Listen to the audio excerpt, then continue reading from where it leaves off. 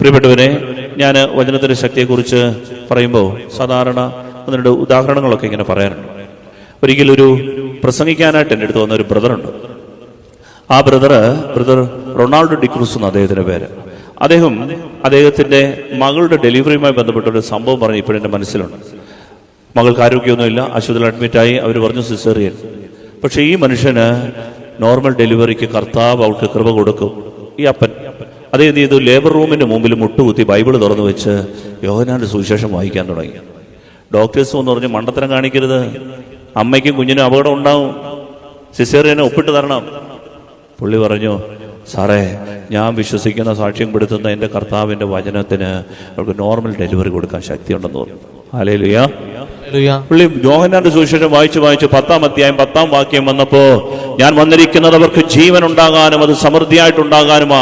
ആ വചനം വന്നപ്പോൾ അദ്ദേഹം ലേബർ റൂമിന്റെ അടുത്തോട്ട് കൈ നീട്ടിട്ട് പറഞ്ഞു, കർത്താവേ, ഈ വചനത്തിന്റെ ശക്തിയാൽ അകത്തെടുക്കുന്ന എന്റെ കുഞ്ഞിന് നോർമൽ ഡെലിവറിക്കുള്ള കൃപ കൊടുക്കണമെന്ന്.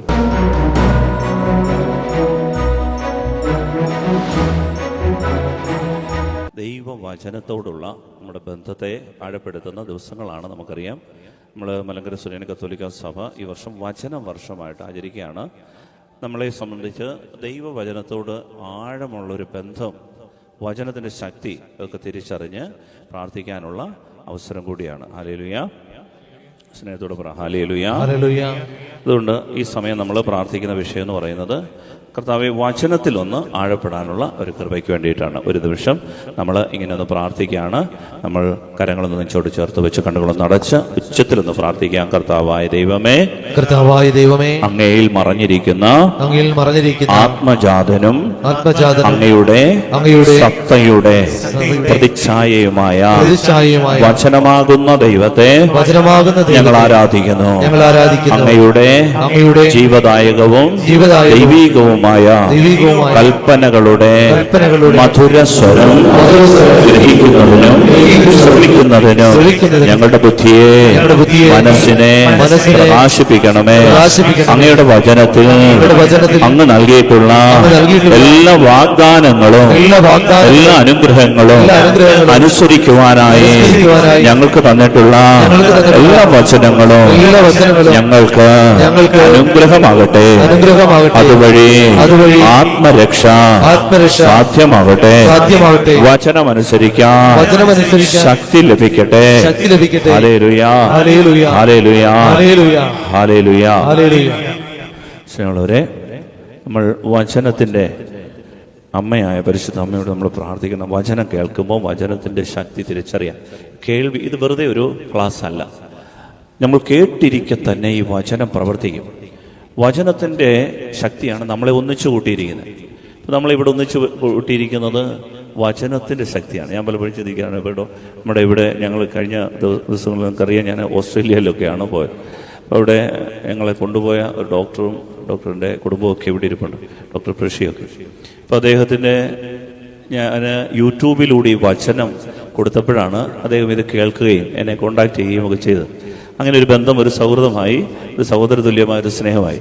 യഥാർത്ഥത്തിൽ വചനമാണ് നമ്മളെല്ലാം കൂട്ടിയോജിപ്പിച്ചത്.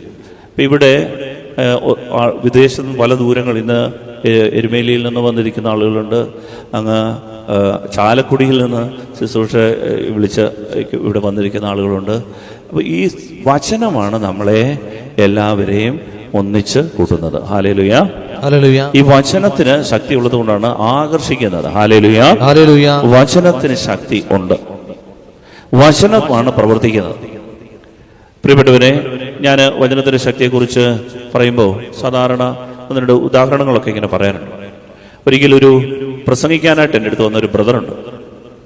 ആ ബ്രദർ റൊണാൾഡോ ഡിക്രൂസ് എന്ന് അദ്ദേഹത്തിൻ്റെ പേര്. അദ്ദേഹത്തിൻ്റെ മകളുടെ ഡെലിവറിയുമായി ബന്ധപ്പെട്ടൊരു സംഭവം പറഞ്ഞ് ഇപ്പോഴെൻ്റെ മനസ്സിലുണ്ട്. മകൾക്ക് ആരോഗ്യമൊന്നുമില്ല, ആശുപത്രിയിൽ അഡ്മിറ്റായി. അവർ പറഞ്ഞു സിസേറിയൻ. പക്ഷേ ഈ മനുഷ്യന് നോർമൽ ഡെലിവറിക്ക് കർത്താവ് അവൾക്ക് കൃപ കൊടുക്കും. ഈ അപ്പൻ അദ്ദേഹം ചെയ്തു, ലേബർ റൂമിൻ്റെ മുമ്പിൽ മുട്ടുകുത്തി ബൈബിൾ തുറന്നു വെച്ച് യോഹന്നാന്റെ സുവിശേഷം വായിക്കാൻ തുടങ്ങി. ഡോക്ടേഴ്സ് എന്ന് പറഞ്ഞ് മണ്ടത്തരം കാണിക്കരുത്, അമ്മയ്ക്കും കുഞ്ഞിനും അപകടം ഉണ്ടാവും, സിസേറിയനെ ഒപ്പിട്ട് തരണം. പുള്ളി പറഞ്ഞു, സാറേ, ഞാൻ വിശ്വസിക്കുന്ന സാക്ഷ്യം പെടുത്തുന്ന എൻ്റെ കർത്താവിൻ്റെ വചനത്തിന് അവർക്ക് നോർമൽ ഡെലിവറി കൊടുക്കാൻ ശക്തിയുണ്ടെന്ന് പറഞ്ഞു. ഹല്ലേലൂയ. പുള്ളി യോഹന്നാന്റെ സുവിശേഷം വായിച്ച് 10-ാം അധ്യായം 10-ാം വാക്യം വന്നപ്പോ, ഞാൻ വന്നിരിക്കുന്നത് അവർക്ക് ജീവൻ ഉണ്ടാകാനും അത് സമൃദ്ധിയായിട്ടുണ്ടാകാനുമാ. ആ വചനം വന്നപ്പോ അദ്ദേഹം ലേബർ റൂമിന്റെ അടുത്തോട്ട് കൈ നീട്ടിട്ട് പറഞ്ഞു, കർത്താവേ, ഈ വചനത്തിന്റെ ശക്തിയാൽ അകത്ത് കിടക്കുന്ന എന്റെ കുഞ്ഞിന് നോർമൽ ഡെലിവറിക്കുള്ള കൃപ കൊടുക്കണമെന്ന്. ഈ ഡോക്ടേഴ്സിനെ നഴ്സുമാരെ അത്ഭുതപ്പെടുത്തിക്കൊണ്ട് ഒരു നല്ലൊരു ആൺകുഞ്ഞിന് നോർമൽ ഡെലിവറി ദൈവം കൊടുത്ത വചനത്തിന്റെ ശക്തിയുടെ സാക്ഷ്യത്തെ അതായത് നമ്മുടെ പള്ളിയിൽ വന്ന് പറഞ്ഞത് ഞാൻ ഓർക്കുന്നുണ്ട്. ഹല്ലേലൂയ, സന്തോഷത്തോടെ ഹല്ലേലൂയ. പ്രിയപ്പെട്ടവരെ, വചനത്തിന് ശക്തിയുണ്ട്. ഈ വചനം സഞ്ചരിക്കും. ഈ വചനം നമ്മൾ അടച്ചിട്ടിരുന്ന മുറികളിൽ പ്രവേശിക്കും. വചനം കാതങ്ങൾ സഞ്ചരിക്കും. ഇവിടെ നിന്ന് പ്രാർത്ഥിച്ചാൽ അങ്ങ് ദൂരെയുള്ള ആളുകൾക്ക് വചനം പ്രവർത്തിക്കും. വചനത്തിന് ശക്തിയുണ്ട്. അതുകൊണ്ടാണ് യെശയ്യായുടെ പുസ്തകം 55-ാം അധ്യായത്തിന്റെ 10-ാം തിരുവചനം, യെശയ്യ 55-ന്റെ 10-ാം വാക്യം ഉറക്കെ വായിച്ചേ. മഴയും മഞ്ഞും ആകാശത്തിൽ നിന്നും വരുന്നു, അങ്ങോട്ട് മടങ്ങാതെ ഭൂമിയെ നനയ്ക്കുന്നു. അത് സസ്യങ്ങൾ മുളപ്പിച്ച് ഫലം നൽകി വിതയ്ക്കാൻ വിത്തും ഭക്ഷിക്കാൻ ആഹാരവും ലഭ്യമാക്കുന്നു. ഈ മഴ കണക്കെയാണ്. മഴ പെയ്താൽ സസ്യം മുളച്ചിരിക്കും. സസ്യം മുളച്ചാൽ അത് ഫലം തരും. പ്രിയപ്പെട്ടവരെ, ഇതുപോലെ ദൈവത്തിന്റെ വാക്ക്, ഒരു വാക്ക് പോലും വേസ്റ്റ് ആയിട്ട് പോകത്തില്ല, റിസൾട്ട് ഉണ്ടാക്കും. വിശ്വസിക്കുന്നവർ പറ ഹല്ലേലൂയ, സ്നേഹത്തോട് പറ ഹല്ലേലൂയ. പ്രിയപ്പെട്ടവരെ, നമ്മള് ഈ വചനത്തിന്റെ ശക്തി അറിയാത്തത് കൊണ്ടാണ് പലപ്പോഴും തെറ്റുപറ്റുന്നത്. ഒരിക്കലും ഈശോയുടെ അടുത്ത് സദുക്കായർ വന്നിട്ട് ഒരു കഥ പറഞ്ഞെന്ന് നമുക്കറിയാം. സദുക്കായർ വന്നിട്ട് പറഞ്ഞു, സദുക്കാരുടെ പ്രത്യേകത ഉത്ഥാനമില്ല, ഉയർപ്പില്ല, മരിച്ചതിന് ശേഷം ഒരു ജീവിതമൊന്നുമില്ല. ഈ ഭൂമി വെച്ച് മൂക്കുമുട്ട തിന്നുക, അണ്ണാക്കിലോട്ട് വിരലിടുക, ഛർദ്ദിച്ച് കളയുക, പിന്നെയും കഴിക്കുക, എൻജോയ് ചെയ്യുക. കാരണം മരിച്ചു കഴിഞ്ഞിട്ട് ജീവിതമൊന്നുമില്ല. ഇതാണ് ഒരു എപ്പിക്യൂറിയൻ ഫിലോസഫി. ഈ ലോകം കൊണ്ട് തീരാനുള്ളതേ ഉള്ളൂ. നമ്മുടെ ആളുകളെ ഇതൊക്കെ ഇങ്ങനെ സ്വാധീനിക്കുന്നുണ്ട്, ഈ ഫിലോസഫികളൊക്കെ അറിയാതെ. ഈ മരിച്ചു കഴിഞ്ഞാൽ ഒന്നുമില്ല, മരിച്ചു കഴിഞ്ഞാൽ ആരറിയുന്നു എന്ത് നടക്കുന്നതെന്ന്? ആർക്കറിയാം? അതുകൊണ്ട് മരണാനന്തര ജീവിതമൊന്നുമില്ല, അദൃശ്യ ലോകമൊന്നുമില്ല. അങ്ങനെ കരുതിയ ആളുകള് ഈശോയെ പരീക്ഷിക്കാൻ വന്നിട്ട് പറഞ്ഞു, സാറേ, ഈശോയെ, ഞങ്ങളുടെ നാട്ടിലൊരു ചേച്ചി ഉണ്ടായിരുന്നു. ആ ചേച്ചി ഒരുത്തിനെ കല്യാണം കഴിച്ചു, അയാള് മക്കളില്ലാതെ മരിച്ചു. അപ്പൊ ഈ ചേച്ചി ആ ചേട്ടൻ അനിയനെ കല്യാണം കഴിച്ചു, ആ അനിയന് മക്കളില്ലാതെ മരിച്ചു. അങ്ങനെ ഞങ്ങളുടെ നാട്ടിലെ ആ സഹോദരന്മാർ 7 പേരുണ്ടായിരുന്നു. 7 പേരെ കല്യാണം കഴിച്ചു. അവസാനം ചേച്ചിയും മരിച്ചു, എല്ലാവരും മരിച്ചു. എന്നിട്ട് ഒരു ചോദിക്കുകയാണ്, പുനരുത്ഥാനത്തിൽ ഈശോ പറയുന്നു പുനരുത്ഥാനം ഉണ്ടെന്നല്ലേ? ഈ പുനരുത്ഥാനത്തിൽ ഇവൾ ആരുടെ ഭാര്യയായി തീരും? ഇവള് മരിച്ച് സ്വർഗത്തിൽ ചെല്ലുമ്പോൾ 7 പേര് നിൽക്കുകയാണ്. ആരുടെ ആയിരിക്കും ഭാര്യ? എന്നിട്ട് അവരങ്ങോട്ടും ഇങ്ങോട്ടും നോക്കിയിട്ട് ഈശോയെ കുടുക്കിയെന്നുള്ള രീതിയിൽ ഇങ്ങനെ തലയെടുപ്പോട് നിന്നപ്പോൾ ഈശോ പറഞ്ഞ മറുപടി എന്താണെന്നറിയാമോ? മർക്കോസിന്റെ സുവിശേഷം 12-ാം അധ്യായം 24-ാം തിരുവചനമാണ്. യേശു അവരോട് പറഞ്ഞ വചനം നമ്മൾ മറക്കരുത്. അവരോട് പറയുന്നത് ഇതാണ്. യേശു അവരോട് പറഞ്ഞു, മർക്കോസ് 12:24, യേശു അവരോട് പറഞ്ഞു, വിശുദ്ധ ലിഖിതങ്ങളോ ദൈവത്തിന്റെ ശക്തിയോ അറിയാത്തത് കൊണ്ടല്ലേ നിങ്ങൾക്ക് തെറ്റുപറ്റുന്നത്. Hallelujah, hallelujah. വിശുദ്ധ ലിഖിതം, തിരുവചനം അറിയാത്തത് കൊണ്ടല്ലേ നിങ്ങൾക്ക് തെറ്റുപറ്റുന്നത്.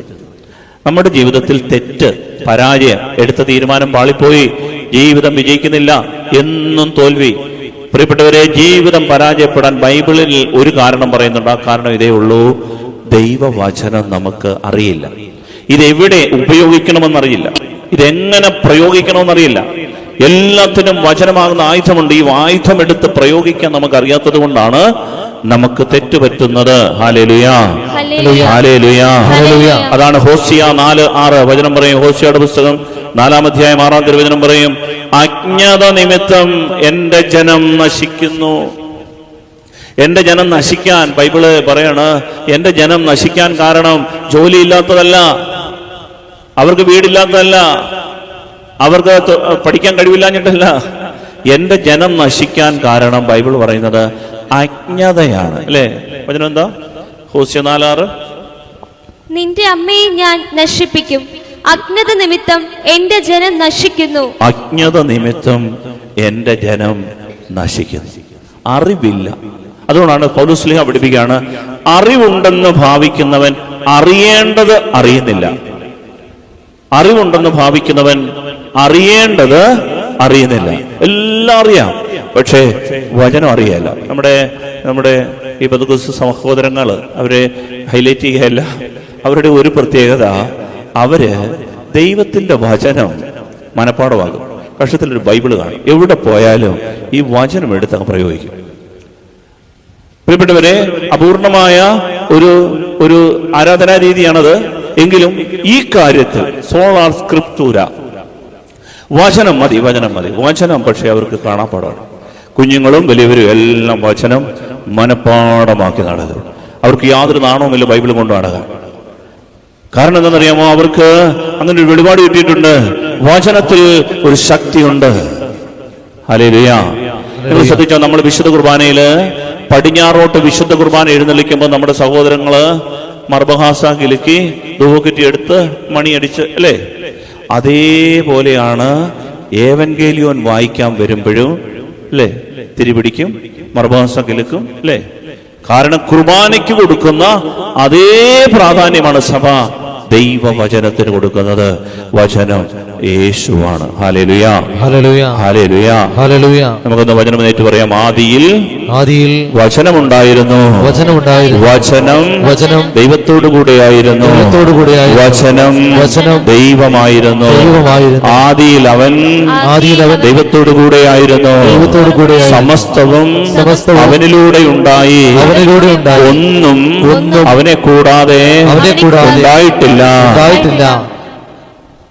അവനിൽ ജീവൻ ഉണ്ടായിരുന്നു, ആ ജീവൻ മനുഷ്യരുടെ വെളിച്ചമായിരുന്നു. ആ വെളിച്ചം ഇരുളിൽ പ്രകാശിക്കുന്നു, ഇരുളിന് അതിനെ കീഴടക്കാൻ കഴിഞ്ഞില്ല. ഇതാണ് യോഹന്നാൻ 1:1-5 വരെയുള്ള വാക്യം. അതായത് ഈ വചനത്തിന് ഒരിക്കലും ഇരുളിനൊരിക്കലും വചനത്തെ കീഴടക്കാൻ പറ്റില്ല. അതുകൊണ്ട് വചനം ഉള്ളിൽ നിറഞ്ഞാൽ നമ്മൾ പരാജയപ്പെടില്ല. Hallelujah, hallelujah, hallelujah. വചനത്തിന് ശക്തിയുണ്ട്. ഞാൻ ഒരിക്കല് ഒരു പ്രസംഗത്തിന് ഇങ്ങനെ ഒരു യാത്ര ചെയ്തുകൊണ്ടിരിക്കുമ്പോൾ ഡൽഹിയിൽ നിന്ന് ഒരു ജിൻസ് എന്ന് പറഞ്ഞൊരു പയ്യൻ എന്നെ വിളിച്ചിട്ട് പറഞ്ഞു, അച്ഛാ, ഡൽഹിയിൽ വന്നിട്ട് 6 മാസമായി ഒരു ജോലിയില്ല അച്ഛാ. ഈ ടെസ്റ്റുകൾ എഴുതി കോഴ്സുകളെല്ലാം അറ്റൻഡ് കിടക്കാൻ എനിക്കൊരു ജോലിയില്ല അച്ഛാ, എനിക്ക് വേണ്ടി പ്രാർത്ഥിക്കണം. ഞാനപ്പോൾ എൻ്റെ കയ്യിൽ ബൈബിൾ ഉണ്ടാകും. ഞാൻ തുറന്നപ്പോൾ എനിക്ക് കിട്ടിയ ബൈബിൾ ഭാഗം എന്ന് പറയുന്നത് സങ്കീർത്തനം 47-ാം സങ്കീർത്തനം അതിൻ്റെ 7-ാമത്തെ വാക്യമാണ്. സങ്കീർത്തനം 47-ാം സങ്കീർത്തനം 7-ാം വാക്യം. ഞാൻ അത് വായിച്ചിട്ട് പറഞ്ഞു, മോനെ, ദൈവം തരുന്ന വചനം ഇതാണ്, ഈ വചനം വെച്ച് മോൻ പ്രാർത്ഥിക്കണം. ഇന്ന് തന്നെ ഈ വചനം ഒരു 50 തവണ അങ്ങ് ഉരുവിട്ട് പ്രാർത്ഥിച്ചോളാൻ പറഞ്ഞു. അവൻ വേണ്ടിയില്ല. കുറച്ച് കഴിഞ്ഞപ്പോൾ ഞാൻ അവനോട് പറഞ്ഞു, മോനെ, ദൈവം തരുന്ന വചനമാണ്, നീ അതങ്ങ് അനുസരിക്കാൻ പറഞ്ഞു. അവൻ മനസ്സോടാണെന്ന് തോന്നുന്നു. പക്ഷെ അന്ന് വൈകിട്ട് അവൻ പോയി കിടക്കുന്നതിന് മുമ്പ് 50 തവണ ഈ വചനം ഉരുവിട്ടു. അറിയാമോ എന്തോ സംഭവിച്ചെന്ന്? ഒരു ജോലി ഇല്ലാതെ തെക്ക് വടക്ക് നടന്ന ഒരു പയ്യൻ. വചനം ഇതാണ്. വചനം എന്ന് വായിച്ചേ. ദൈവം ഭൂമി മുഴുവന്റെയും രാജാവാണ്, സങ്കീർത്തനം കൊണ്ട് അവിടുത്തെ സ്തുതിക്കുവിൻ. പ്രിയപ്പെട്ടവരെ, ഈ വചനം ഇവൻ ആവർത്തിച്ച് എന്നിട്ട് അവൻ പറയാണ്, ആ വചനത്തിൽ അവൻ അങ്ങ് അടിയറവ് വെച്ച് സബ്മിറ്റഡ് ഹിംസെൽഫ്, അതിനെ ആ വചനത്തിൽ അങ്ങ് വെച്ചു കൊടുത്തു. എന്നിട്ട് അവൻ പ്രാർത്ഥിച്ചു, കർത്താവേ, എന്നെ രക്ഷിച്ചേ പറ്റും. പ്രിയപ്പെട്ടവരെ, ഈ വചനം പ്രവർത്തിച്ചു. അവൻ പറയാണ്, വെറുതെ ഒരു ആപ്ലിക്കേഷൻ ഫ്രാൻസിൽ ഒരു യൂണിവേഴ്സിറ്റി കൊടുത്തതാ, അവർ ഇൻവിറ്റേഷൻ കൊടുത്തു. അവൻ്റെ സ്കോളർഷിപ്പോടുകൂടി ഫ്രാൻസിൽ പഠിച്ചു. അതിനുശേഷം അവൻ സ്റ്റേറ്റ്സിൽ പോയി. ദൈവത്തിന്റെ കൃപ കൊണ്ട് അവന്റെ വഴി തുറന്നു കിട്ടി. ഈ വചനം എന്താണെന്നറിയാമോ? ദൈവം ഭൂമി മുഴുവന്റെയും രാജാവാണ് എന്ന് പറഞ്ഞ, എന്റെ കുഞ്ഞെ, നീ ഇവിടെ നിൽക്കാനുള്ള നിനക്ക് വേണ്ടി ദൈവം ചക്രവാളങ്ങൾ തുറന്നിട്ടുണ്ട്. ഈ വചനം പ്രവർത്തിച്ചു. ദൈവം ഭൂമി മുഴുവന്റെയും രാജാവാണ്. അവൻ ആഗ്രഹിക്കുന്ന സ്ഥലങ്ങളിൽ എത്താൻ ദൈവത്തിന്റെ ഈ വചനം അവനെ സഹായിച്ചു.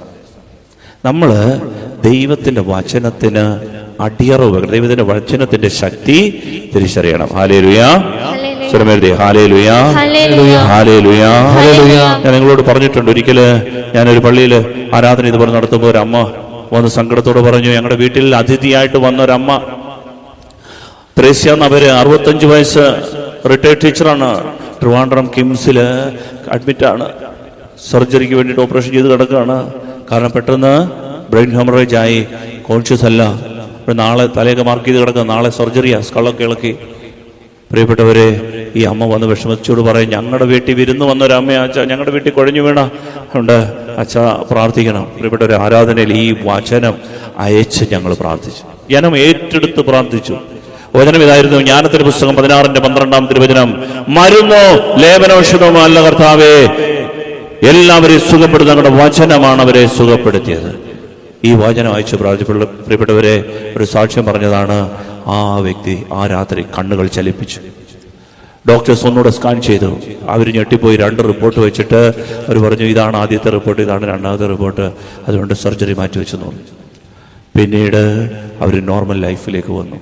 കർത്താവിൻ്റെ വചനം അടച്ചിട്ടിരിക്കുന്ന മുറികളിലേക്ക് കാതങ്ങൾ സഞ്ചരിച്ച് പ്രവർത്തിക്കുമെന്ന് ബോധ്യം തന്നൊരു സംഭവമായിരുന്നു അത്. Hallelujah, hallelujah. അതുകൊണ്ടാണ് പ്രിയപ്പെട്ടവരെ, ദൈവത്തിന്റെ വചനം ഇനി ശ്രദ്ധിച്ചു കേൾക്കണം. അതിന് ശക്തിയുണ്ട്, നമ്മൾ വിശ്വസിക്കണം. നമ്മുടെ ജീവിതത്തെക്കുറിച്ച് ഓരോരുത്തരുടെ ജീവിതത്തിൽ തടസ്സമുണ്ടാകുമ്പോൾ ഓരോ വചനം ദൈവം തരും. ബൈബിൾ തുറക്കണം, വായിക്കണം, ഈ വചനം എടുക്കണം, എന്നിട്ട് ആ വചനം ഉച്ചരിക്കണം. ആ വചനം നമുക്ക് കേൾക്കാവുന്നത്ര ഉച്ചത്തിൽ, നമ്മുടെ അടുത്തിരിക്കുന്ന 10 പേർ കേൾക്കാവുന്നത്ര ഉച്ചത്തിലൊക്കെ വായിക്കണം.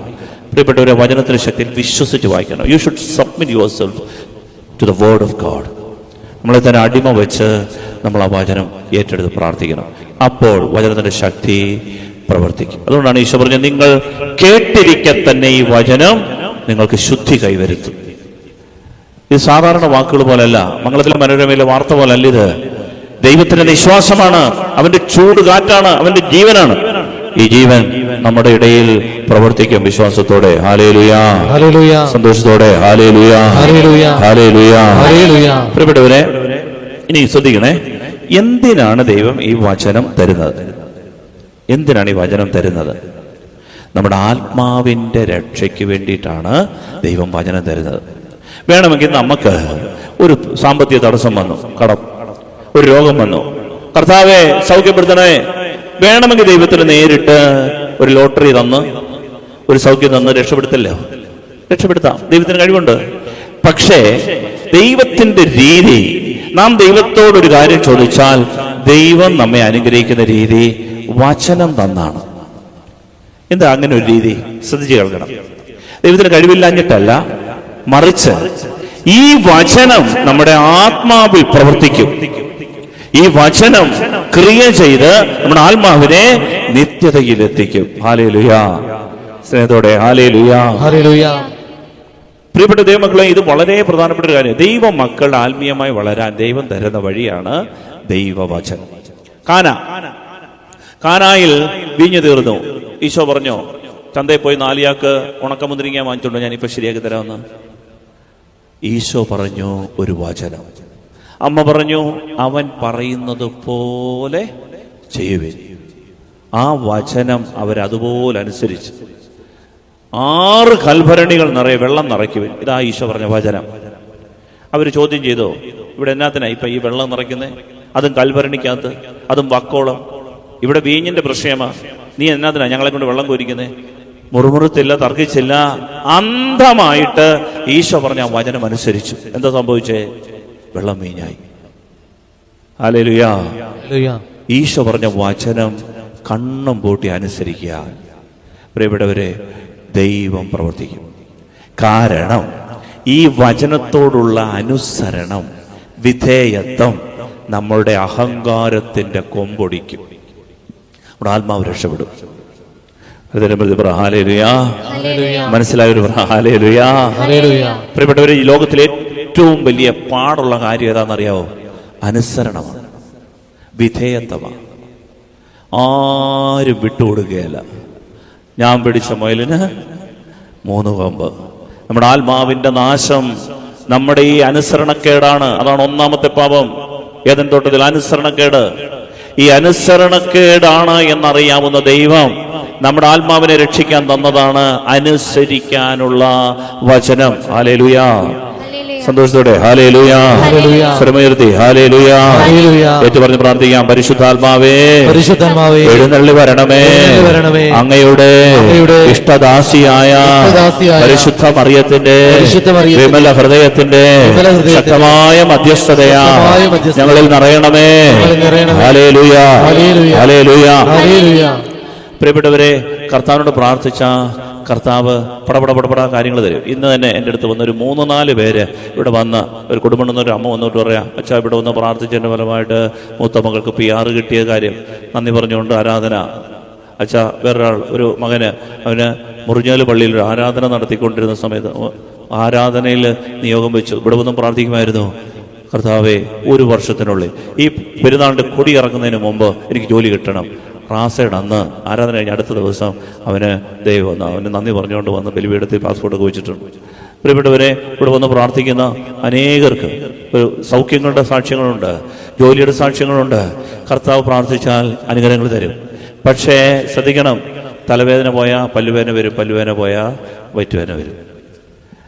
ഇതല്ല ദൈവം ആഗ്രഹിക്കുന്നത്. ഇത് വേണം. ഈ മക്കളൊക്കെ ഇതേ ആരാധനയിൽ ഈ അനുഗ്രഹങ്ങളോടൊപ്പം വചനം കേട്ട് വചനം അനുസരിക്കണം. എന്തിനാണെന്നറിയാമോ? ഈ വചനത്തോടുള്ള വിധേയത്വം, അനുസരണം, എളിമപ്പെടൽ, താഴ്മയോടെ ദൈവത്തിന്റെ വചനം കേൾക്കാനും അതിന് വില കൊടുത്ത് വചനം അനുസരിക്കാനും തയ്യാറായ റിസൾട്ട് ഉണ്ട്. വില കൊടുത്ത് വചനം അനുസരിച്ചാൽ റിസൾട്ട് ഉണ്ട്. ഞാൻ ഡോക്ടർ പ്രഷ്യയെ ഇരുത്തിക്കൊണ്ട് പറയല്ല, ഞാൻ വളരെ അഭിമാനത്തോടെ ബണ്ടബർഗ് എന്ന് പറഞ്ഞ ഒരു സ്ഥലം, ആ സ്ഥലത്ത് ഈ പ്രാവശ്യത്തെ ധ്യാനത്തിന് അദ്ദേഹത്തിൻ്റെ ഒറ്റ ഒരു ഇനീഷ്യേറ്റീവിലാണ് ആ ധ്യാനം. ഒരു പള്ളിയിൽ നമ്മൾ അദ്ദേഹത്തെ 2 ക്ലിനിക്ക് കാര്യങ്ങളൊക്കെ നടത്തുന്ന ആളാണ്. മക്കൾ 3 പേരും പഠിച്ചുകൊണ്ടിരിക്കുന്നു. 2 പേര് ഡോക്ടേഴ്സ്, ഒരാൾ ഡോക്ടറാണ് പഠിക്കുന്നു. അപ്പോൾ ഇങ്ങനെ വലിയ എല്ലാ കൃപകളൊക്കെ കൊടുത്ത ആളാണ്. പക്ഷേ ദൈവവചനത്തുള്ള ദാഹം എന്ന് ഞങ്ങൾ ഐറിനസ് സിരിമേനെ കണ്ടു.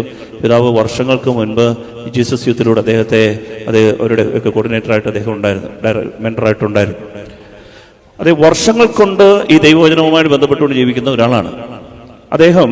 ബണ്ടബർഗ് എന്നൊരു സ്ഥലത്ത് അവിടെ ഒരു പള്ളി, ആ പള്ളിയുടെ 4 മറ്റു കൊച്ചു പള്ളികൾ, ആ പള്ളികളുടെ മുഴുവൻ ഇംഗ്ലീഷ് പള്ളിയുടെ അവിടുത്തെ കൗൺസിലിൻ്റെ ചെയർമാൻ അല്ലേ, കൗൺസിൽ ചെയർമാനാണ് എന്ന് പറഞ്ഞു കഴിഞ്ഞാൽ അവിടുത്തെ വെള്ളക്കാരുടെ ഇടയിലെ പാരിഷ് കമ്മിറ്റി ചെയർമാൻ, അത് അവരുടെ ഡിസിഷൻ മേക്കിംഗ് ഫാക്കൽറ്റി. അപ്പോൾ അങ്ങനെ ഒരു ദൈവം എല്ലാ രീതിയിലും ഉയർത്തിയ ഒരാളാണ് അദ്ദേഹം. ഈ വചനത്തിൻ്റെ കാര്യത്തിന് അവിടുത്തെ ആൾക്കാർക്കെല്ലാം മെസ്സേജ് അയച്ചു, എന്നെ പോലെ ബെന്നിയച്ചൻ നാട്ടിൽ നിന്ന് വരുന്നു, നമുക്ക് കഴിഞ്ഞ വർഷത്തെ ഒരു ധ്യാനം നടത്തണം. ആർക്കും വലിയ താല്പര്യം, എല്ലാവരും ഓണപ്പരിപാടി എന്ന് പറഞ്ഞുകൊണ്ട് നിൽക്കുകയാണ്. ഓണത്തിൻ്റെ പരിപാടി 10 പേര് പോലും വരുന്നില്ല. പ്രിയപ്പെട്ടവരെ, അദ്ദേഹം വചനത്തിൽ ദാഹമുള്ള വിശ്വസിച്ച് പ്രാർത്ഥിച്ച് വീണ്ടും അയച്ചുകൊണ്ടേയിരുന്നു. ആദ്യത്തെ ദിവസം അങ്ങനെ 161 പേര് രജിസ്റ്റർ ചെയ്തു. ആ ധ്യാനം തീർന്ന ദിവസം എനിക്കൊന്ന് 200-250 ആൾക്കാർ ആ പ്രദേശത്തെ, ആ ഗ്രാമം ഒരു ഉള്ളിലാണ്, ഒരു സ്ഥലമാണ്, ഒരു വലിയൊരു ടൗൺഷിപ്പാണ്. പക്ഷേ അവിടെ ഉള്ള എല്ലാ മലയാളികളും, അവിടുത്തെ ആൾക്കാർ കുറച്ച് പേര് വന്ന് ഈ ധ്യാനം കൂടുന്ന ഒറ്റ ഒരാൾ വചനത്തോടുള്ള വിധേയത്വം, വചനത്തോടുള്ള വിശ്വാസം, വചനത്തോടുള്ള ബന്ധം, വചനത്തിന്റെ ശക്തിയിലുള്ള അറിവ്. പ്രിയപ്പെട്ടവരെ, ഒരുപാട് ആളുകൾക്ക് ഒരു ശുശ്രൂഷ ഒറ്റ ആളിലൂടെ അവിടെ ഒരുക്കാനായിട്ട് ദൈവത്തിന് കൈയടിച്ച് കർത്താവിന്റെ മഹത്വം കൊടുക്കാമോ? ഇത് ദൈവം ഒരുക്കുന്നത് ചില ആളുകളെ ദൈവം അവരുടെ വില കൊടുക്കും, വചനത്തിന് വില കൊടുക്കും. ഞാനത് നിങ്ങളുടെ അടുത്ത് പറഞ്ഞാണെന്ന് തോന്നുന്നു. അതെ, ഞാൻ അവിടെ പോയപ്പോഴേ ഹിൽക്രിസ്റ്റ് എന്നൊരു പള്ളിയിൽ, ആ പള്ളിയിലെ ആദ്യ കുർബാനയുടെ കുഞ്ഞുങ്ങൾ ഒരു 10-35 പേര് ഒരുങ്ങുകയാണ്. ഞാൻ കൊണ്ടുപോയ കൊന്ത 10-12 എണ്ണമാണ്. ഇവർ ചോദിക്കുന്ന ചോദ്യത്തിനെല്ലാം ഉത്തരവുണ്ട്. അപ്പോൾ ഈ കൊന്ത കൊടുത്തു കഴിഞ്ഞാൽ ബാക്കിയുള്ളവർക്കൊന്നും കൊടുക്കാനില്ല. അതുകൊണ്ട് കട്ടിയുള്ളൊരു വിഷയം കൊടുക്കാമെന്ന് കരുതി ഞാൻ അവരോട് പറഞ്ഞു, ഇതിനകത്ത് ആരെങ്കിലും വചനം ജീവിക്കുന്ന കുഞ്ഞുങ്ങളുണ്ടെങ്കിൽ മുന്നോട്ട് വന്ന് വചനം പറഞ്ഞ് അതെങ്ങനെയാണ് ജീവിച്ചത് എന്നൊന്ന് സാക്ഷ്യം പറയാൻ പറഞ്ഞു. ഇവിടെ ഒരു 10-15 പിള്ളേർ മുന്നോട്ട് വന്ന് അവരൊരു വചനം പറഞ്ഞിട്ട് അവരെങ്ങനെയാണ് ഈ വചനം ജീവിച്ചത് എന്ന് സാക്ഷി. കുഞ്ഞുങ്ങള് ദൈവവചനത്തോടുള്ള ബന്ധം വില കൊടുത്തവരെങ്ങനെ വചനം ജീവിക്കുന്നതെന്ന് എനിക്ക് മനസ്സിലായി. ദേശത്തൊക്കെ പോയ കുഞ്ഞുങ്ങളൊന്നും നഷ്ടപ്പെടുന്നില്ല. ദൈവത്തിന്റെ ആത്മാവ് അവരെ വളർത്തുന്നുണ്ട്. ഹല്ലേലൂയാ, ഹല്ലേലൂയാ. സന്തോഷത്തോടെ ഹല്ലേലൂയാ, ഹല്ലേലൂയാ. എന്തിനാണ് ഈ വചനം തന്നതെന്നറിയാമോ? നമ്മുടെ ആത്മാവിന്റെ രക്ഷയ്ക്ക് വേണ്ടി. വലുതരമരുത്തി പറ ഹല്ലേലൂയാ, ഹല്ലേലൂയാ. അതായത് ഈശോ അരുളി ചെയ്തു, യോഹന്നാൻ 6:63. അപ്പൊ ഞാൻ ശ്രദ്ധിക്കണം, ഇവിടെ കണ്ടുകൊണ്ട് നമ്മൾ ആരാധന പൂർത്തിയാക്കണം. യോഹന്നാൻ 6:63.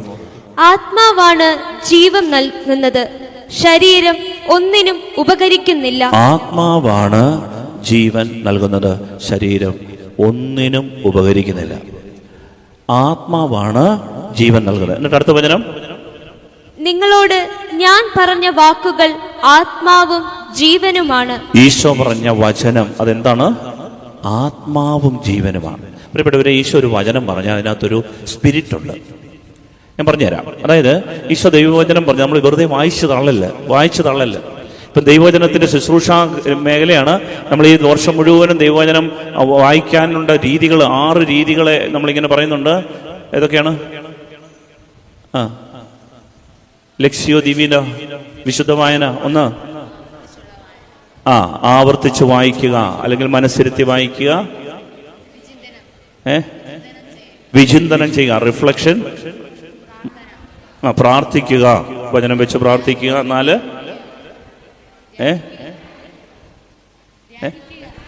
ധ്യാനം, കോൺടംപ്ലേഷൻ, ദൈവത്തിന്റെ സാന്നിധ്യം നമ്മൾ ഹൃദയപൂർവ്വം മനസ്സിലാക്കുക, 5 വചനം ജീവിക്കുക, 6 സാക്ഷ്യം പറയുക. ജീവിച്ച വചനം എങ്ങനെയായിരുന്നു സാക്ഷ്യം. ഈ 6 കാര്യങ്ങളാണ് ലക്ഷ്യോ ദിവ്യ. നിങ്ങൾ പഠിച്ചല്ലോ, കൊള്ളാമല്ലോ, വെരി ഗുഡ്. അപ്പോൾ ഈ 6 കാര്യങ്ങൾ ദൈവവചനത്തിൽ ലക്ഷ്യോ ദിവീന. പ്രിയപ്പെട്ടവരെ, നമ്മൾ ഈ വർഷം മുഴുവൻ ദൈവവചനത്തിൽ ആഴപ്പെടണം. എന്തിനാണെന്ന് അറിയാമോ? ഇതിനകത്തൊരു ആത്മാവുണ്ട്. ഞാൻ ഒരു ഉദാഹരണം പറഞ്ഞാൽ മനസ്സിലാവും. ഈശോ പറഞ്ഞ എല്ലാ വചനത്തിനകത്തൊരു ആത്മാവുണ്ട്. ഒരിക്കല് മത്തായിയുടെ സുവിശേഷം 10:29 വായിക്കാമോ? മത്തായി 10:29. അതായത് ഈശോ എന്ത് പറഞ്ഞിട്ടുണ്ടോ അതിനകത്തൊരു സ്പിരിറ്റ് ഉണ്ട്, ഒരു ആത്മാവുണ്ട്. ഒരു നാണയത്തുട്ടിന് 2 കുരുവികൾ വിൽക്കപ്പെടുന്നില്ലേ? ശ്രദ്ധിച്ചു കേൾക്കണം. ഈശോ പറഞ്ഞാണ് ഒരു നാണയത്തുട്ടിന് 2 കുരുവികൾ വിൽക്കപ്പെടുന്നില്ലേ. ഇത് കേൾക്കുമ്പോ സാധാരണക്കാരൻ എന്താ ചിന്തിക്കുന്നേ? നാട്ടുകാര്, കച്ചവടകാര്യമാണ് വിശ്വസിക്കുന്നത്. മാനുഷിക രീതിയിൽ ചിന്തിച്ചു കഴിഞ്ഞാൽ കുരുവി, അതിനുള്ള പൈസ, കുരുവിയെ ചന്തയിൽ വിൽക്കുന്ന രീതി, ഇതൊക്കെ നമ്മൾ ചിന്തിക്കത്തുള്ളൂ. പക്ഷേ അടുത്ത വചനം, നിങ്ങളുടെ പിതാവിന്റെ അറിവ് കൂടാതെ അവയിൽ ഒന്നുപോലും നിലം പതിക്കുകയില്ല. ഈശോ ഈ കുരുവിയെ സ്വർഗത്തിലെ അപ്പായുമായിട്ട് കണക്ട് ചെയ്ത്, ഇതാണ് അതിന്റെ സ്പിരിറ്റ്. നിങ്ങളുടെ അറിവ് കൂടാതെ അവയിലൊന്നും, എൻ്റെ അപ്പായുടെ അറിവ് കൂടാതെ ആ ഒരു കുരുവി പോലും ചത്തു വീഴില്ല എന്ന് പറഞ്ഞാൽ, പ്രിയപ്പെട്ട ഈശോ എന്ത് പറഞ്ഞാലും അതിനകത്തൊരു നിത്യതയുമായിട്ടൊരു കണക്ഷൻ, ഇറ്റേണിറ്റിയുമായിട്ടൊരു കണക്ഷൻ ഉണ്ട്. അതുകൊണ്ടാണ് ഈ വചനം കേട്ട് നമ്മൾ ഇത് ധ്യാനിച്ച് ഇത് മനസ്സിലാക്കി ഇത് അനുസരിക്കുമ്പോൾ കണക്ഷൻ നേരെ പോവുക, റേഞ്ചിന് മാറുക, നമ്മുടെ ആത്മാവിന്റെ രക്ഷ ദൈവം സാധ്യമാക്കുക. അതുകൊണ്ടാണ് ഈ വചനത്തിന് ഇമ്പോർട്ടൻസ്. മത്തായി 6:28 വായിച്ചേ. മത്തായി 6:28. വസ്ത്രത്തെ പറ്റിയും നിങ്ങൾ എന്തിന് ആകുലരാകുന്നു? വയലിലെ ലില്ലികൾ എങ്ങനെ വളരുന്നുവെന്ന് നോക്കുക. വയലിലെ ലില്ലികൾ എങ്ങനെ വളരുന്നു എന്ന് നോക്കുക. ഇത് കേൾക്കുമ്പോൾ നമ്മൾ എന്ത് ചിന്തിക്കും? വയലിലെ പൂവ്. സാധാരണ ഒരു ചെടി നട്ടാൽ അത് വളമിട്ടോ, വെള്ളം വീഴുന്നുണ്ടോ, മഴ പെയ്യുന്നുണ്ടോ, തഴച്ച് വളരുന്നുണ്ടോ, പൂവിടുന്നുണ്ടോ, കായാകുന്നുണ്ടോ, ഇതൊക്കെയാണ് നമ്മുടെ ചിന്ത. പക്ഷേ ആ വചനത്തിൽ ഈശോ ഒളിപ്പിച്ചു വെച്ചിരിക്കുന്നത് എന്താണെന്നറിയാമോ? ഈശോ പറയുകയാണ്, അവ അധ്വാനിക്കുന്നില്ല, നൂൽക്കുന്നില്ല. സത്യമായി ഞാൻ നിങ്ങളോട് പറയുന്നു, സോളമൻ പോലും തന്റെ സർവ്വമഹത്വത്തിലും ഇവയിൽ ഒന്നിനെ പോലെ അലങ്കൃതനായിരുന്നില്ല. എന്നിട്ട് പറയുകയാണ്, എന്റെ സ്വർഗസ്ഥനായ പിതാവ് എത്രയധികമായി അങ്ങനെയെങ്കിൽ നിങ്ങളെ അലങ്കരിക്കും. ഇതാണ് ഈ വചനത്തിന്റെ ആത്മാവ്. ഇത് പറഞ്ഞു വെച്ചിട്ട് എന്റെ പ്രിയപ്പെട്ടവരെ, ഈശോ കണക്ട് ചെയ്യുന്നത് സ്വർഗവുമായിട്ടാ. എന്ന് പറഞ്ഞാൽ ഈ വചനം നമ്മൾ കേൾക്കുമ്പോൾ നമ്മൾ ഒരപ്പായെ ഓർക്കും. നമ്മളെ പരിപാലിക്കുന്ന, സ്നേഹിക്കുന്ന ഒരപ്പന്റെ ആ ശക്തിയെ നമ്മിലേക്ക് ഇറങ്ങി വരാനുള്ള വാതിലാണ് ഈ വചനം. ഇത് ധ്യാനിക്കുമ്പോ സ്വർഗത്തിലെ അപ്പന്റെ സ്നേഹം ഇറങ്ങി വരും, നമ്മുടെ ആത്മാവ് രക്ഷ പ്രാപിക്കും. Hallelujah, hallelujah. മത്തായി 11:11, മത്തായിയുടെ സുവിശേഷം 11:11 മറ്റൊരു സംഭവം. ഈശോ സ്നാപക യോഹന്നാനെ കുറിച്ച് പറയാം. സത്യമായി ഞാൻ നിങ്ങളോട് പറയുന്നു, സ്ത്രീകളിൽ നിന്ന് ജനിച്ചവരിൽ സ്നാപക യോഹന്നാനേക്കാൾ വലിയവനില്ല. അതായത് ഈശോ സ്നാപകനെ കുറിച്ച് പറയാണ്, ഈ ഭൂമിയിൽ സ്നാപക യോഹന്നാനേക്കാൾ, സ്ത്രീ പ്രസവിച്ചവരാണ് എല്ലാവരും. സ്ത്രീകൾ പ്രസവിച്ചവരാണ് എല്ലാവരും. അതിൽ സ്നാപയോഹന്നാനേക്കാൾ വലിയവനായി ഒറ്റ മനുഷ്യനും ഭൂമിയിലില്ല. ഇത് കേൾക്കുമ്പോൾ നമ്മൾ എന്താ മനസ്സിലാകുന്നേ? ശരിയാണ്, ആ കാലത്തെ ഒരു വലിയ പ്രവാചകനാ, തീഷ്ണവാനാ, മുഖം നോട്ടമില്ലാതെ സംസാരിക്കുന്നവനാ, അത്ര കരുത്തനാണ് സ്നാപകൻ. പക്ഷെ അടുത്ത വചനം ഈശോ എന്താ പറയുന്നതെന്നറിയാവോ? എങ്കിലും സ്വർഗരാജ്യത്തിലെ ഏറ്റവും ചെറിയവൻ അവനേക്കാൾ വലിയവനാണ്. സ്വർഗരാജ്യം എന്ന് പറഞ്ഞൊരു വകുപ്പുണ്ട്. അവിടുത്തെ ഏറ്റവും ചെറിയവൻ പോലും ഈ വലിയ സ്നാപകനേക്കാളും വലിയവനാണ്. പ്രിയപ്പെട്ടവരെ, അവൻ സ്വർഗവുമായിട്ട് കണക്ട് ചെയ്യുകയാണ്. ഈ ഭൂമി ഒന്നും അല്ലെന്ന്, ഈ ഭൂമിയിലെ കാര്യങ്ങളൊന്നുമല്ല, ഈ കാണുന്ന മനുഷ്യരോ ഈ കാണുന്ന ശക്തി ഒന്നുമല്ല, ഈ അധികാരമോ ഈ ആഠ്യത്വം ഒന്നുമല്ല. എന്റെ സ്വർഗരാജ്യത്തിലെ ഏറ്റവും ചെറിയവൻ പോലും ഈ ഭൂമിയിലെ സകല മനുഷ്യരെക്കാളും വലിയവനാണ്. അത്ര പവറാണ് സ്വർഗത്തിന്. കണക്ട് ചെയ്യണം സ്വർഗവുമായിട്ട്. പ്രിയപ്പെട്ട, ഇതാണ് നമ്മൾ വചനത്തിന്റെ ആത്മാവെന്ന് പറയുന്നത്. അതുകൊണ്ടാണ് ഇത് വായിക്കുമ്പോൾ പ്രിയപ്പെട്ടവരെ, ഇത് നമ്മുടെ ആത്മാവ് രക്ഷപ്പെടും. ഇതാണ് ദൈവത്തെ ലക്ഷ്യമാകുന്നത്. അപ്പൊ ദൈവത്തിന്റെ വചനത്തിന്റെ ലക്ഷ്യം നമ്മുടെ ആത്മാവിന്റെ രക്ഷയാണ്. അതുകൊണ്ടാണ് ഇത് വായിക്കണമെന്നും ഇത് ഉച്ചത്തിൽ വായിച്ച് മനസ്സിലാക്കണമെന്നും ആവർത്തിച്ച് വായിക്കണം, ഇത് വെച്ച് പ്രാർത്ഥിക്കണമെന്നും ഇത് റിഫ്ലക്ട് ചെയ്യണമെന്നും ഇതിൻ്റെ ദൈവ സാന്നിധ്യം അനുഭവിക്കണമെന്നും ഇത് ജീവിക്കാൻ തീരുമാനമെടുക്കണമെന്നും ഇത് സാക്ഷ്യം പറയണമെന്നും പറയാം. അതാണ് ലെക്സിയോ ഡിവീന, വിശുദ്ധ വായന. ഇത് ആദിമസഭ 3-ാം നൂറ്റാണ്ട് മുതൽ, തർത്തുല്യന്റെ കാലം മുതലേ സഭ പരിശീലിച്ച ഒരു രീതിയാണ് ലെക്സിയോ ഡിവീന, വിശുദ്ധ വായന. ബൈബിൾ പഠിക്കണം, വചനത്തിന്റെ ശക്തി അറിയണം. വചനം നമ്മുടെ ആത്മാവിന് വേണ്ടിയാണ് ദൈവം തന്നത് എന്ന് നാം തിരിച്ചറിയണം. ഹല്ലേലൂയാ, സ്നേഹത്തോടെ ഹല്ലേലൂയാ, ഹല്ലേലൂയാ. പ്രിയപ്പെട്ടവരെ, ഈ വചനത്തിന്റെ അത്ഭുതകരമായ ശക്തിയെ തിരിച്ചറിഞ്ഞാൽ നമ്മൾ ഒരു അനുഗ്രഹമായി മാറും. ശേഷിച്ച 10 മിനിറ്റ് സമയം നമ്മൾ വചനം വെച്ചുകൊണ്ട് നമ്മുടെ ജീവിതത്തിൽ അനുഗ്രഹിച്ച് പ്രാർത്ഥിക്കുന്ന സമയമാണ്. വചനത്തിൻ്റെ ശക്തി തിരിച്ചറിഞ്ഞ് നമ്മളൊന്ന് ഒരു അനുഗ്രഹമായി മാറും. ഞാൻ ഇവിടെ എൻ്റെ അടുത്ത് വരുമ്പോൾ സത്യം പറഞ്ഞു കഴിഞ്ഞാൽ ഈ ആളുകൾ വന്ന് പ്രാർത്ഥിക്കാനൊക്കെ വരുമ്പോൾ, പ്രിയപ്പെട്ടവരെ, കർത്താവിൻ്റെ സന്നിധിയിലേക്ക് കടന്നു വരുന്ന ഈ മക്കളെ വചനം വെച്ച് പ്രാർത്ഥിക്കുക, അല്ലാതെ പ്രാർത്ഥിക്കുകയും ചെയ്യുന്ന വ്യത്യാസമുണ്ട്. വചനം വെച്ച് പ്രാർത്ഥിക്കുക, വചനം അവരുടെ ജീവിതത്തിൻ്റെ ആഴങ്ങളിലേക്ക് പ്രവേശിച്ച് നാം അറിയാത്ത അദൃശ്യ മേഖലകളിൽ പ്രവർത്തിച്ച് കെട്ടുകൾ അഴിച്ചു കൊടുക്കും. ഒത്തിരി ഉദാഹരണങ്ങൾ എനിക്ക് മനസ്സിലാവും. വചനം വെച്ച് പ്രാർത്ഥിക്കുമ്പോൾ നമ്മൾ പറയാതെ ആളുകൾ സ്വാതന്ത്ര്യം പ്രാപിക്കുന്നത് കണ്ടിട്ടുണ്ട്. ഹല്ലേലൂയാ, ഹല്ലേലൂയാ. അതിനെന്താ കാര്യം എന്നറിയാവോ? വചനമാകുന്ന ഈശോയോട് ബന്ധമുണ്ടെങ്കിൽ ആ ഇൻറ്റിമസിയാണ് ഡെലിവറൻസ് കൊടുക്കുന്നത്. നിങ്ങൾ അന്ന് ആലോചിച്ച്, പഴയ നിയമത്തിലെ ഏലിയായുടെ തീക്ഷ്ണതയോട് ഏലിയ ആകാശത്തു നിന്ന് എന്തോ ഇറക്കി? അഗ്നി ഇറക്കി. യഥാർത്ഥത്തിൽ ബാലിന്റെ 250 ദേവന്മാര് കത്തിപ്പോയി. ജസബൽ രാജ്ഞിയും ആഹാബ് രാജാവും പേടിച്ചു പറിച്ചുപോയി. ഈ അഗ്നി ഇറങ്ങിയത് ദൈവം ആഹാബിനോടുള്ള ദേഷ്യം കൊണ്ടോ ഇസബലിനെ കത്തിക്കാനോ ഈ ബാലിന്റെ ദേവന്മാരെ കത്തിക്കാനോ ആണോ? പുരോഹിതന്മാരെ കത്തിക്കാനോ ആണോ? അല്ല.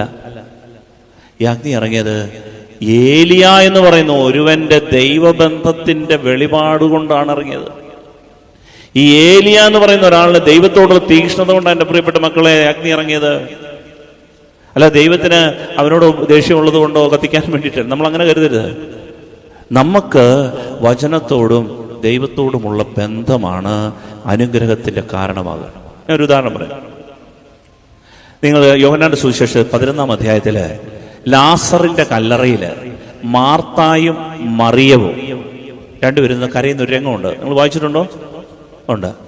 മാർത്ത കർത്താവ് വന്നപ്പോ എന്താ പറഞ്ഞേ? കർത്താവേ, നീ ഇവിടെ ഉണ്ടായിരുന്നെങ്കിൽ എൻ്റെ സഹോദരൻ മരിക്കുകയില്ലായിരുന്നു. ഉടനെ ഈശോ ഒരു ഉപദേശമൊക്കെ കൊടുത്തു. ഞാൻ പുനരുദ്ധാനവും ജീവനുമാ, നീ വിശ്വസിക്ക്, എന്നിൽ വിശ്വസിക്കുന്നവൻ മരിച്ചാലും ജീവിക്കും.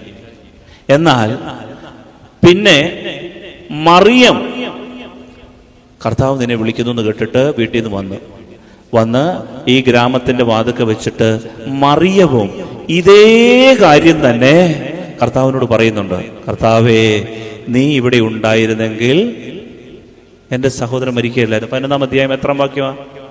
37-ാം വാക്യമാണെന്ന് തോന്നുന്നു. മറിയവും ഇത് തന്നെ പറയുന്നുണ്ട്. കർത്താവേ, നീ ഇവിടെ ഉണ്ടായിരുന്ന എൻ്റെ സഹോദരൻ മരിക്കുകയില്ലായിരുന്നു. ഈശോ എന്താ ചെയ്തേ? കുഞ്ഞാട് കണക്കെ മറിയത്തിന്റെ കൂടെ ഈശോ കല്ലറയിലേക്ക് പോയി. മാർത്തായും ഇത് തന്നെ പ്രാർത്ഥിച്ചേ. കർത്താവോട് നിന്ന് പ്രസംഗിച്ചുകൊണ്ടൊക്കെ നിന്ന് മറിയം വന്ന് ഇതേ പ്രാർത്ഥന നടത്തിയപ്പോൾ മറിയം എന്ത് ചെയ്തു? ദേ പോയി ലാടിനെയൊക്കെ പ്ലാവില കാണിച്ച് കൂട്ടിക്കയറ്റുന്ന കണക്കെ കർത്താവിനെ ദേ കൊണ്ടുപോയി. എന്താ കാര്യം? ഇതാണ് ഈശോ വീട്ടിൽ വന്നാൽ മാർത്ത പുട്ട് പുഴുങ്ങാൻ പോവും, കർത്താവിൻ്റെ സന്നിധിയിൽ പാദത്തിങ്കൽ മറിയം ഇരിക്കും. കാരണം പുട്ട് പിന്നെ ഉണ്ടാക്കാം, കർത്താവിനെ പിന്നെ കിട്ടുകയല്ല. ഈ ഇന്റിമസി പാദത്തിങ്കൽ ഇരുന്ന ആ ബന്ധം പ്രിയപ്പെട്ടവരെ അത്ഭുതങ്ങൾ ചെയ്യുക. എൻ്റെ അടുത്ത് ആളുകൾ വന്ന് പ്രാർത്ഥിക്കുമ്പോൾ കരുതരുത് ഇത് കർത്താവ് വലിയ ശക്തി. എൻ്റെ കർത്താവിനോടുള്ള എൻ്റെ ബന്ധം കൊണ്ട് എന്തെങ്കിലും നടന്നാൽ നടന്നു. ഈ ബന്ധം മുറിഞ്ഞാ തീർന്നു. ഹല്ലേലൂയ. തിരുവത്താഴ മേശയില് എല്ലാവരും ഇങ്ങനെ ഇരിക്കുമ്പോ പത്രോസും യോഹന്നാനും, പത്രോസ് കർത്താവ് പറഞ്ഞു, നിങ്ങളിൽ ഒരാൾ എന്നെ ഒറ്റിക്കൊടുക്കും, അല്ലേ? നിങ്ങളിൽ ഒരാൾ എന്നെ ഒറ്റിക്കൊടുക്കും. ഉടനെ പത്രോസ് ആംഗ്യം കാണിച്ച് യോഹന്നാനോട് ചോദിക്കുകയാണ്, യോഹന്നാനെ ആരാന്ന് ചോദ്യര്. എന്താ പത്രോസ് യോഹന്നാനോട് ചോദിക്കാൻ കാര്യം? യോഹന്നാൻ ചോദിച്ചാൽ കർത്താവ് പറയുമെന്ന് പത്രോസിനറിയാം. യോഹന്നാന് അവന്റെ നെഞ്ചോട് ചാരി കിടക്കാൻ ഒരു സ്വാതന്ത്ര്യമുണ്ട്. യോഹന്നാൻ ചോദിച്ചാൽ കർത്താവ് മറുപടി പറയുമെന്ന് കർത്താവിനറിയാം, പത്രോസിനറിയാം. പത്രോസ് ചോദിച്ചാൽ വേറെ വല്ലതും മറുപടി പറഞ്ഞാലോ? പണ്ടൊരെണ്ണം അങ്ങനെ കേട്ടതാ. അതുകൊണ്ട് ഈ ഇന്റിമസിയാണ് എൻ്റെ പ്രിയപ്പെട്ടവരെ പ്രധാനം. ഈ വചനത്തോട് നമ്മൾ വില കൊടുത്ത്, ഈ വചനം തുറന്ന് വചനം വായിച്ച് വചനത്തിലെ ഈശോയെ കണ്ടുമുട്ടി വചനത്തിന്റെ ഉടമസ്ഥനായ ദൈവത്തെ കണ്ടുമുട്ടുന്നത് വരെ കുഴിച്ച് പാറയിൽ, വചനമാകുന്ന പാറയിൽ അടിസ്ഥാനം ഉറപ്പിച്ച് ജീവിതം ബലപ്പെടുത്തുന്നവന്റെ അടുത്ത് നിന്ന് കർത്താവ് മാറിപ്പോവുകയല്ല. അവൻ എന്ത് ചോദിച്ചാലും അത് നടക്കും. ബന്ധമാണ് വലുത്. Hallelujah, hallelujah. വചനത്തോട് ബന്ധം ഉണ്ടാണ്.